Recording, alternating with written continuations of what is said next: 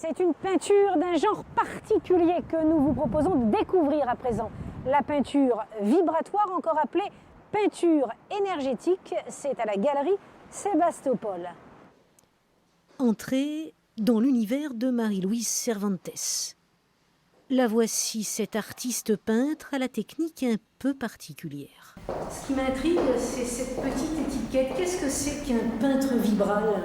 Alors un peintre vibral, c'est quelqu'un qui va peindre, donc comme moi, avec l'énergie de la personne.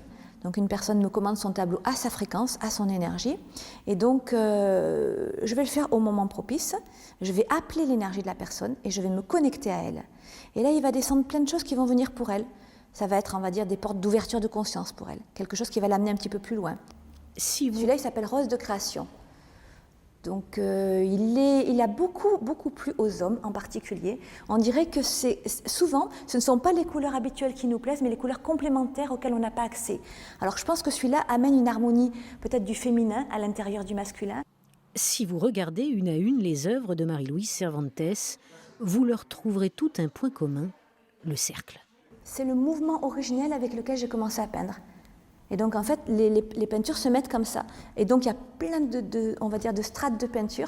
Et au fur et à mesure, ça compose quelque chose.